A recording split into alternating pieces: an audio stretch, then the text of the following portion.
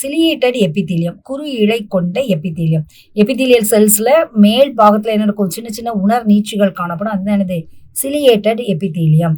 அடுத்து நிடோசைட்ஸ், அடுத்து நிடோபிளாஸ்ட். இது என்ன அப்படின்னா கொட்டும் செல்கள்.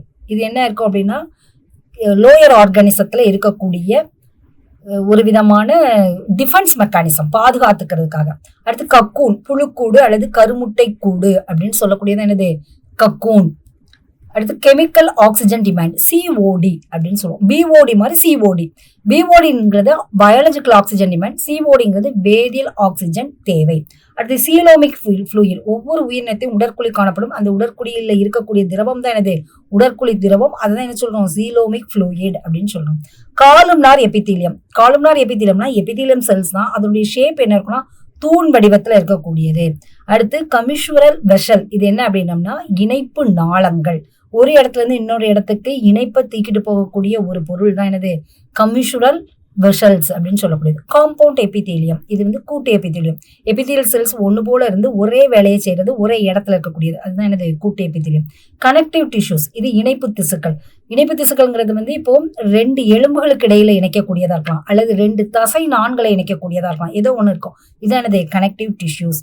கியூபாய்டல் எபித்தீலியம், எப்படி காலும்னார் எபித்தீலியம்னு மேல பார்த்தோமோ அதே மாதிரி கியூபாய்டல். இதனுடைய ஷேப் என்னன்னா கியூப் ஷேப்ல இருக்கும். அதுதான் கனசதுர வடிவ எபித்தீலியம். அடுத்து டியூட்ரோஸ்டோமியா. டியூட்ரோஸ்டோமியாங்கிறது மூலக்குழியிலிருந்து மலவாய் தோன்றுதல். புரோஸ்டோஸ்டோமியான்னு படிப்போம். புரோஸ்டோஸ்டோமினா மூலக்குழி, அதாவது கரு உருவாகிறப்போ மூலக்குழி ஒண்ணு காணப்படும். அந்த மூலக்குழிங்கிறது ஒண்ணு மலவாயா மாறும், இல்லைன்னா வாயா இருக்கும். மலவாயா மாறுறது டியூட்ரோஸ்டோமியா, வாயா மாறுச்சுன்னா புரோட்டோஸ்டோமியா அப்படின்னு சொல்லுவோம். அடுத்து டயேஷியஸ், இது வந்து ஒரு பால் உயிரி. டயேஷியஸ்ங்கிறது என்னது, ஒரு பால் உயிரி. மோனோஷியஸ்ங்கிறது இருபால் உயிரி. இதுல வந்து என்னது, டயேஷியஸ் இருபால் உயிரி. அடுத்து டிப்ளோபிளாஸ்டிக் அனிமல்ஸ், ஈரடுக்கு விலங்குகள். டிப்ளோபிளாஸ்டிக்னா அடுக்குகள், மூவடுக்கு காணப்படும். எக்ஸ்ட்ரோடோம், எண்டோடோம், மீசோடோம் 2 அடுக்கு மட்டும் காணப்படுச்சுன்னா அதுதான் டிப்ளோபிளாஸ்டிக் அனிமல்ஸ். டிஸ்ட்ரிபியூஷன் அப்படிங்கிறது பரவல் அப்படின்னு அர்த்தம். டிஸ்ட்ரிபியூஷன்ங்கிறது என்னதுமா, பரவல். நமக்கு அது நல்லாவே தெரியும். அடுத்து டிசால்வ்டு ஆக்சிஜன். இப்போ ஒரு தண்ணியில எவ்வளவு ஆக்சிஜன் கலந்து இருக்குதோ அதுதான் என்னது, டிசால்வ்டு, கரைந்துள்ள ஆக்சிஜன். எக்கோ டூரிசம், இது சுற்றுச்சூழல் சுற்றுலா. இசிஜி, எலக்ட்ரோ கார்டியோகிராம், இதய துடிப்பு மின் வரைவி. அதுதான் இசிஜி எடுக்கணும்னு சொல்றாங்களா, இதுதான்.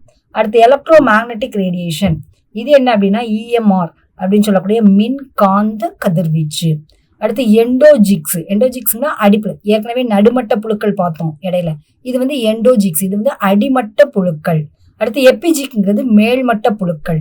இது என்ன அப்படின்னம்னா ஒரு நீள்நிலையில நடுவுல இருக்கக்கூடியது, மேல் மட்டத்துல இருக்கக்கூடியது, அடிமட்டத்துல இருக்கக்கூடிய இது வருது. அடுத்து யூ மெட்டாசோவா, இது வந்து பல செல். மெட்டாசோவானா ஒழுங்கான செல் உயிரிகள் நடத்தும். யூ மெட்டாசெல்னா பல செல் உயிரிகள். அடுத்து யூட்ரோபிசம், மிக உணவூட்டம்.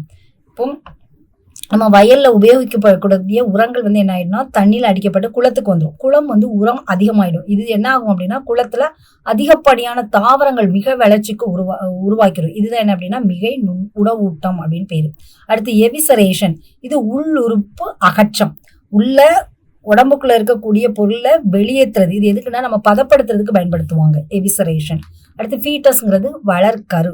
ஃபாசோரியல் அப்படிங்கிறது என்ன, வளைவால் உயிரினங்கள், நிலத்துல தோண்டி உள்ள வளரக்கூடியது. இப்போ ஒரு இலை எலிலாம் எடுத்துக்கிட்டோம்னா என்ன ஆகும், ஒரு நிலத்தை தோண்டி அதுக்குள்ள போய் வாழ்ந்துகிட்டு இருக்குமா, அதுதான் எனது ஃபாசோரியல். அடுத்து ஃபங்க்ஷனல் ரெஸ்பிரேட்டரி கெப்பாசிட்டி, எஃப்ஆர்சி, செயல்பாட்டு சுவாச கொள்திறன். எவ்வளவு தூரம் நம்ம வந்து சுவாசத்தை அடக்கி வைக்கிறோம் அப்படிங்கறது எனது சுவாச கொள்திறன்.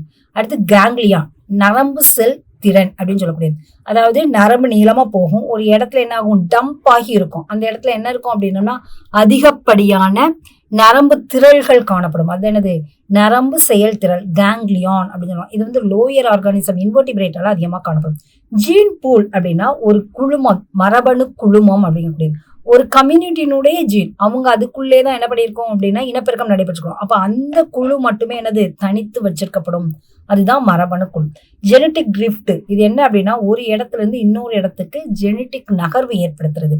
இப்போ ஒரு ஜீன் பூல் இருக்கும், அதுவே 2ஆ பிரிஞ்சு ஒரு சப் தொகுதி, அதாவது துளைமட்ட தொகுதியா பிரிகிறது என்னது, ஜெனட்டிக் ட்ரிஃப்ட் அப்படின்னு ஆகும். அடுத்து ஜெனிட்டல் ஓப்பனிங், இது இனப்பெருக்க துளை. ஜியாலஜி மண்ணியல், மண் சார்ந்த விஷயங்களை பத்தி படிக்கக்கூடியதான் என்னது ஜியாலஜி. கிசார்ட் அப்படிங்கிறது அரவைப்பை, இது வந்து இறைப்பையில இருக்கக்கூடியது. சாப்பாடை என்ன பண்ணது கூழ்ம நிலைக்கு மாற்றக்கூடியது. கிளேசியஸ் பனிப்பாறைகள், நம்மளுடைய காஞ்சஸ் அந்த இதுல இமயமலையில எல்லாம் படிஞ்சிருக்கக்கூடியதான் என்னது கிளேசியஸ். கஸ்டேட்டரி ரெஸ்பிரேட்டார், இது வந்து என்ன அப்படின்னா சுவை உணர்வி, நாக்குல இருக்கக்கூடியது. ஹீமோசீல் இரத்த உடல்குறை, அதாவது உடற்குறையில ரத்தம் ஏற்படுத்தக்கூடியது. அடுத்து ஹாலுசினேஷன் மாயத் தோற்றம், இல்லாத ஒன்றை நம்ம இருக்கிறதா கற்பனை பண்றது. ஹெட்ரோட்ரோபிக், இது சார்ந்த உண்ணிகள் அல்லது பிற ஊட்ட உயிர்கள். ஹெட்ரோட்ரோபிக்னா அடுத்த உயிரினத்தை உணவுக்காக சார்ந்திருக்கிறது. ஹயரார்கி அப்படிங்கிறது படிநிலையில உயர்மட்ட படிநிலை, கீழ்நிலையில இருந்து மேல்நிலைக்கு நோக்கி போறது. இது டாக்ஸானமில வரக்கூடியது, ஹயரார்கி டாக்ஸானமி அப்படின்னு சொல்லுவாங்க. ஹிஸ்டாலஜி அப்படிங்கிறது திசுக்களை பற்றிய படிப்பு தான் என்னது ஹிஸ்டாலஜி, திசுவியல் அப்படின்னு பேரு தமிழ்ல. அடுத்து ஹோமியோஸ்டாசிஸ் தன்னிலை காத்தல், தன்னுடைய நிலையை அப்படியே நிலைநிறுத்தி வைக்கிறது தான் என்னது ஹோமியோஸ்டாசிஸ். அடுத்து ஹைட்ரோஸ்டாட்டிக் ஸ்கெலிட்டன், இது நீர்ம சட்டகம், அதாவது நீர் என்ன ஆகுது அப்படின்னா அந்த உடல்ல இருந்து ஒரு குழல் மாதிரி அதனுடைய அமைப்பை ஏற்படுத்தி நிலைத்த தன்மையை அந்த உயிரினத்துக்கு கொடுக்குது. இதுதான் என்னதுன்னா நீர்ம சட்டகம். அடுத்து ஹைப்போஃபாரிங்ஸ், இது என்ன அப்படின்னா மேல் தொண்டை. இம்யூன் ரியாக்ஷன் நோய் தடைக்காப்பு வினை, நோய் தடைக்காப்புங்கிறது இம்யூன், அதுக்கு ரியாக்ட் பண்றது வினை ஏற்படுத்துறது நோய் தடுக்காப்பு வினை. அடுத்து இன்டெஸ்டைனல் சீக்கா குடல் பிதுக்கம், இன்டெஸ்டைன்ல ஒரு சில இடத்துல கொஞ்சம் வீக்கம் காணப்படும், உள்ள போறக்கூடிய உணவுப் பொருள் அந்த இடத்துல என்ன ஆகும் ஒதுங்கி நிற்கக்கூடியது. இதுதான் என்னது குடல் பிதுக்கம். கீஸ்டோன் ஸ்பீஷிஸ் அப்படின்னா மூல சிச்சினங்கள், எந்த உயிரினம் அதனுடைய தோற்ற நிலை அதுல இருந்து உருவாகிக்கணும், அதுதான் என்னது கீஸ்டோன் ஸ்பீஷிஸ் அப்படின்னு சொல்லக்கூடியது. மெனார்க் மாதவிடாய் துவக்கம், பிபர்ட்டி அதுதான் என்னது மெனார்க். மெனோபாஸ்னா மாதவிடாய் முடிவு. அடுத்தது மாலிகுலார் பயாலஜி மூலக்கூறு உயிரியல், மூலக்கூறு அளவுல நம்ம பயாலஜி படிக்கிறது என்னது மாலிகுலார் பயாலஜி. மாலிகுலார் ஃபார்மிங் அப்படிங்கிறது மூலக்கூறு மருந்தியல், மூலக்கூறு மருந்தியல். அடுத்து மோல்டு வார்ப்புகள், இது என்ன அப்படின்னா இந்த ஸ்லைம் அப்படிலாம் பாக்குறோம்ல அதுதான், அந்த பாசி வழுக்கு பாசிகள் இருக்குல்ல அதுதான் மோல்டு. அடுத்து மல்டிபிள் ஸ்க்ளீரோசிஸ், மல்டிபிள் ஸ்க்ளீரோசிஸ் அப்படின்னு தண்டு விட மறுப்பு நோய். அடுத்து மஸ்குலார் டிஷ்யூ தசை திசுக்கள், நம்மளுடைய மசில்ஸ் இருக்குல்ல அதுதான் என்னது தசை திசு. Mucosa associated lymphoid tissue malt அப்படின்னு சொல்லுவோம், MALT, இது கோளை சார்ந்த நிணநீரிய திசு. இது என்ன அப்படின்னா ஒரு நோய் தடைக்காப்பு இயக்கம். அடுத்து நார்கோட்டிக் போதை மருந்து, நார்கோட்டிக்ங்கிறது என்னமா போதை மருந்து. அடுத்து நாசன்ட் RNA பிறவி நிலை RNA, புதுசா உருவாகக்கூடிய RNA தான் என்னது நாசன்ட் RNA. அடுத்து நியூரல் டிஷ்யூ அப்படிங்கிறது நரம்பு திசு. நாமன் கிளேச்சர் பேரிடு முறை, இருபெயரிட்டு முறை, பைனாமியல் நாமன் கிளேச்சர், ட்ரைனாமியல் நாமன் கிளேச்சர்லாம் படிச்சுப்போம். பேரிடு முறை தான் என்னது நாமன் கிளேச்சர். அடுத்து நான் டிஸ்ஜங்ஷன் பிரிந்து ஒதுங்காமை, தண்ணி போறது கிடையாது. அடுத்து நல்செல், நல்செல்ங்கிறது வெற்று செல்கள். பாரசோவா தளர்ச்சியான பல செல்கள், பாரசோவாங்கிறது ஒரு இன்வெர்டிபிரேட்டா, அதுக்குள்ள என்ன இருக்கும் அப்படின்னா செல்கள் வந்து கூட்டமைஞ்சு இருக்கும், தனித்தனியா இருக்கக்கூடியது, ஆனா பல செல்கள் சேர்ந்து ஒரு உயிரினமா செயல்படக்கூடியது, ஆனா திசு நிலைக்கு வந்திருக்காது. பெர்மாஃப்ராஸ்ட்ங்கிறது நிரந்தர உரை பகுதி, நிரந்தரமா அது உறைஞ்சே காணப்படக்கூடியது என்னது பெர்மாஃப்ராஸ்ட் அப்படிங்கிறது. ஃபீனோடைபிக் பிளாஸ்டிசிட்டி புறத்தோற்ற நெகிழ்வுத்தன்மை, புறத்தோற்றத்துல நிகழ்ச்சி மாறி மாறி அமையக்கூடியது. போட்டோ ரிசெப்டார் ஒளி உணர்வு, போட்டோ ரிசெப்டார் தான் நம்மளுடைய கண்ணு, இதெல்லாம் என்னது போட்டோ ரிசெப்டார் தான். அடுத்து ஃபைலோஜெனட்டிக் ட்ரீ பரிணாம மரம், தோற்ற உயிரின சிற்றினத்திலிருந்து நவீன உயிரினம் வர வரையக்கூடியது என்னது ஃபைலோஜெனட்டிக் ட்ரீ. அடுத்து ஃபைலோஜெனிங்கிறது தொகுதி வரலாறு, ஒரு ஸ்பீஷிஸ் எப்படி உருவாகுங்கிறத படிக்கிறதா என்னது ஃபைலோஜெனி. பினாகோசைட்ஸ், இது என்ன அப்படின்னா கடற்பஞ்சுகள்ல தட்டையான புறப்படை செல்கள். ஏற்கனவே நிடோபிளாஸ்ட்லாம் பார்த்தோம்னா அது கொட்டும் செல்கள், அதே மாதிரி பினோகோசைட்ஸும் இருக்கும், அதுக்குள்ள இருக்கக்கூடிய ஒரு விதமான செல் அமைப்புகள்.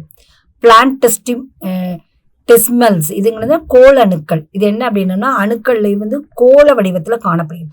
பாலி எம்பிரியானி அப்படின்னா ஒரு எம்பிரியோ வந்து நிறைய கருக்களை உருவாக்கக்கூடியது, அப்புறம் நிறைய கருக்கள் சேர்ந்து மொத்தமா கூட்டமைஞ்சு காணப்படுகிறதா என்னது பல கருநிலை, அதுல இருந்து ஏகப்பட்ட உயிரினங்கள் தோன்றும். அடுத்து நீமோ தொராக்ஸ், இது என்ன அப்படின்னா காற்றுடை மார்பு, மார்பு பகுதியில காற்று அடைக்கப்பட்டிருக்கிறது தான் என்னது நியூமோத்ராக்ஸ். பாக்கிலோதெர்ம்ஸ் மாறு வெப்பநிலை உயிரிகள், இதுல என்ன அப்படின்னம்னா பாக்கிலோதெர்ம்ஸ்ல அதனுடைய உடல் வெப்பநிலையை மாற்றிக்கொள்ளக்கூடிய தன்மை உடையது, அதான் பாக்கிலோதெர்ம்ஸ்.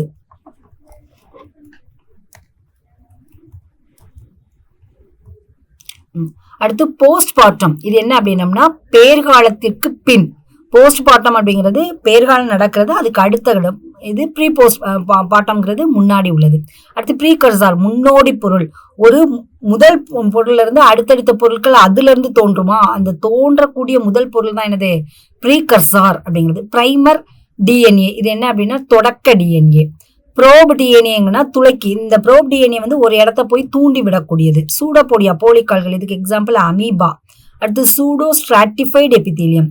இது என்ன அப்படின்னா எபிதீலிய அடுக்கு தான், ஆனா அந்த அடுக்கு மாதிரி தோன்றுமே வழிய மெய்யான ஒழுங்கான அடுக்கமைப்பு இருக்காது. பிபோட்டிங்கிறது பூப்பெய்தல்.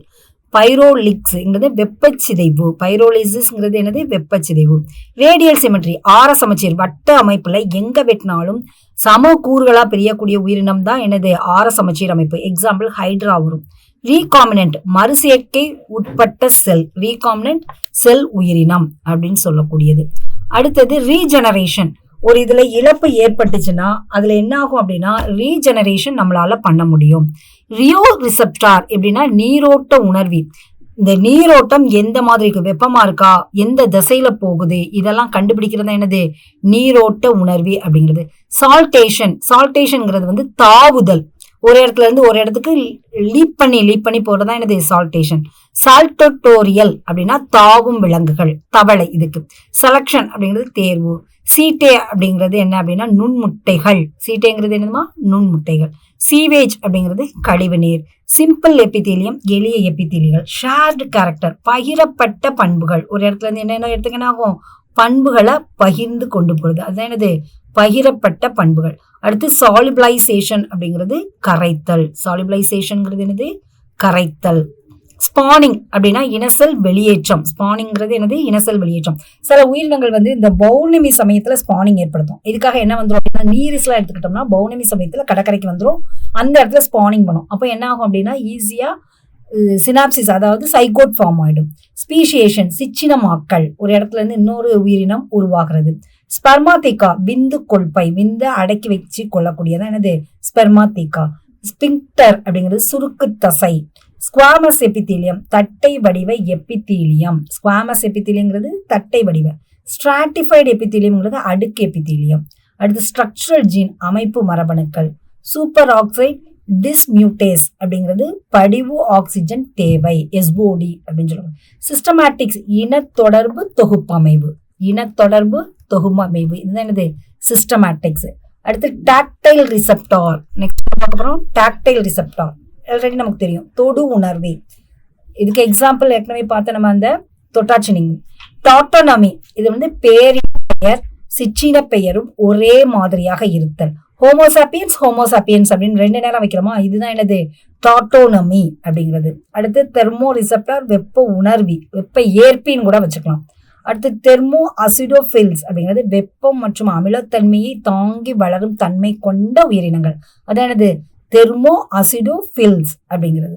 அடுத்து டிரான்ஸ்ஜீன்ஸ், மாற்று மரபணு, ஒரு அடம்புக்கு பதிலாக இன்னொரு மரபணுவை அதில் வச்சிருது. அம்பிளிக்கல் கார்டுங்கிறது தொப்புள் கொடி. வேரியேஷன், மாறுபாடுகள். பேசா ரெக்டா அப்படின்னா நேர்குழல்கள். அடுத்தது வாஸ்குலார் அப்படிங்கிறது இரத்த குழாய். வெக்டார்ஸ் அப்படிங்கிறது நோய் கடத்திகள்.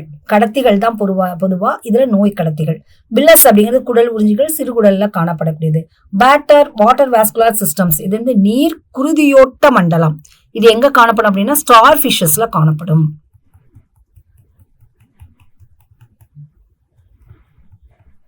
அடுத்து வித்ராவல் சிஸ்டம்ஸ் அப்படிங்கிறது விலகல். சிம்டம்ஸ் அப்படிங்கிறது விலகல் அறிகுறிகள். சிம்டம்ஸ் வந்து அது மாத்தி கொடுத்துருக்காங்க. ஏன்னா வித்ராவல் விலகல் அறிகுறிகள். வார்ம் காஸ்டிங்ஸ், நாங்கூல் கட்டிகள்.